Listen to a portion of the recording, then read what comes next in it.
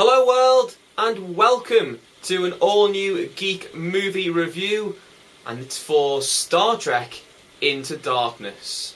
Into Darkness is a sequel to 2009's Star Trek reboot by J.J. Abrams and Bad Robot Productions, Abrams Productions Company, and picks up where the last one left off with Chris Pine's new Kirk and his crew on the Enterprise, on missions out in space. Now, it kind of, as it is a reboot, is an alternate reality to the original 1960s Star Trek series. They have not yet gone on their 5-year mission away from Earth into deep space, and they are facing their biggest challenge yet in the form of someone who may or may not be working for Starfleet, who's turned against them.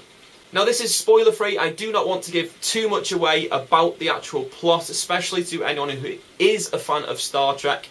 You need to go and see this movie. It's absolutely fantastic. Casting in the original reboot was brilliant, and all of those cast members have carried on into the sequel. The people who've been added, I mean, this film has freaking RoboCop Peter Weller in it, Alice Eve, who is not only a fantastic actress, British actress, but is also gorgeous, absolutely stunning, is fantastic as well. And Benedict Cumberbatch as the main villain is perfect.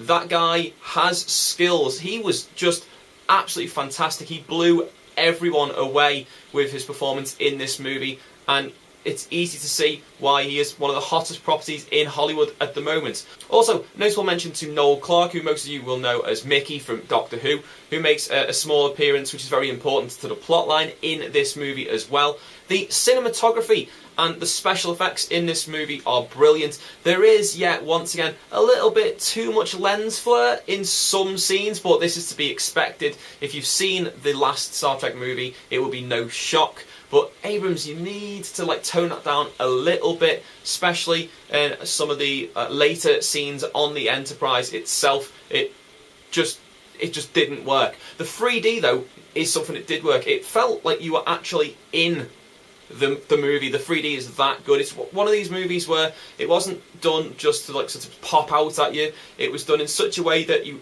become completely immersed in the universe, even more so than you would just watching the film normally. So it's worth paying the extra and going and seeing this in 3D.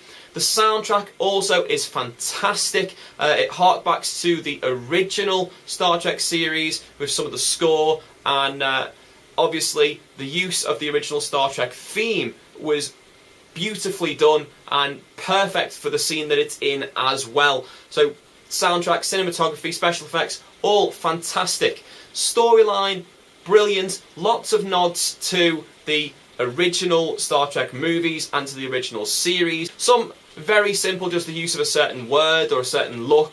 I don't want to give anything away because it will ruin the plot, but if you are a Star Trek fan, you go and see this movie, you'll pick up on so much. The only downside I could see for this movie is that some of the things that happen in it are retreads, things that, if you saw the Japanese trailer for this movie, it gave away a massive thing about this film, and yes, that happens, and I don't want to tell you what that is, but if you're expecting it, it will still hit you, and genuinely, I actually cried. It was a really big impact moment in the movie. The movie is fantastic. That was my only slight gripe with it. It's the biggest blockbuster of the year so far, and for me, the first real 5-star blockbuster movie. Star Trek Into Darkness. Go and see it. Okay guys, thanks for watching. Down there's a like button, click on that. Let me know that you like this. Also leave a comment or a video response, and in the box down there there's also a link to my Facebook, Twitter and my Tumblr. Follow me, find out what's going on in the world of me and this channel. Up there is a link to my last review for Iron Man 3. Pop out, watch that, spend some time with me, and until next time, live long and prosper.